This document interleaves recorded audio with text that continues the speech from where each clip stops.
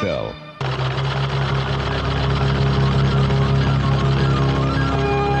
This is NBC Nightly News with Tom Brokaw in New York. Good evening. Roger Mudd is off tonight. Wall Street and gold traders ended the summer with a big day. For Wall Street, it was the third busiest day ever. And gold made another big jump today. Business correspondent Mike Jensen has the story. First it was gold, rocketing to its highest level in more than a year. On the commodity exchange in New York, it jumped to $458 an ounce, a $20 increase today on top of a $32 increase yesterday. In Europe, gold leaped more than $45 an ounce.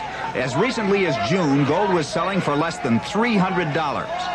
In gold trading rooms, there were buy orders from clients all over the world, many from the Middle East. You still 3-0? Yes. 5-10 over here. Nothing, thank you. Big investors are worried about the world economy, especially Latin America's. Currency and banking problems in Argentina, Chile, Bolivia, Venezuela, Mexico, which just nationalized its private banks. We've had some calamitous situations with some central banks around the world that are close to default, or they want to roll over the huge loans, and they don't have the wherewithal to pay when their loans come due. On the New York Stock Exchange, volume soared to the third highest level ever, 130,910,000 shares. The Dow Jones average jumped 15.73, closing at 925.13, the highest level in more than a year. Today's volume absolutely astounded the traders on the floor here. Normally, the Friday before Labor Day is one of the slowest days of the year. I think a lot of the professional traders here thought that the market would pull back and retrench for a while, and it has not, and I think it's taken them by surprise as well.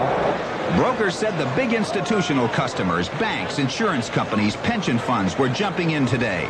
They still have lots of cash to invest, and they're afraid of being left behind in a stock market rally that can't seem to quit.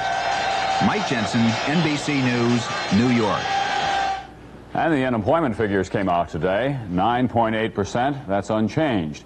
As Irving R. Levine reports, the Reagan administration had a mixed reaction to that.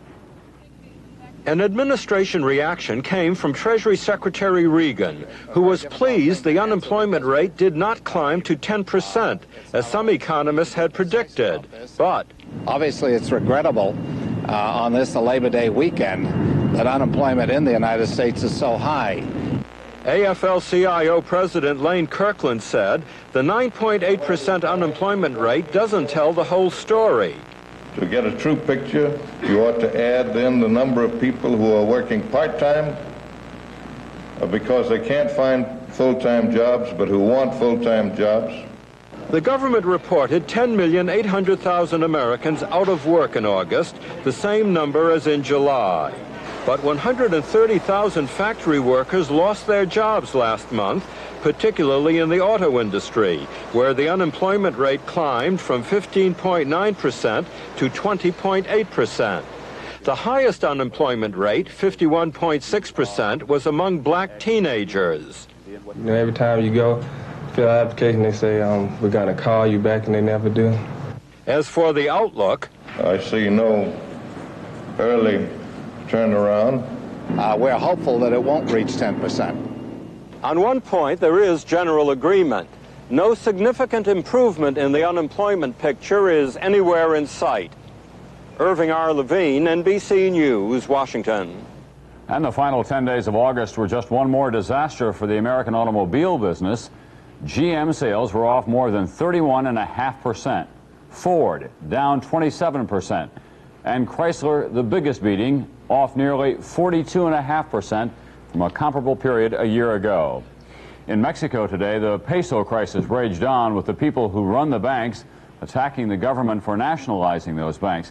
However, the government rallied its own supporters, government workers, and it was an enormous crowd. Here's Dan Molina in Mexico City. This swarm of humanity crowded into Mexico City's main plaza today to show support for President Lopez Portillo's nationalization of Mexico.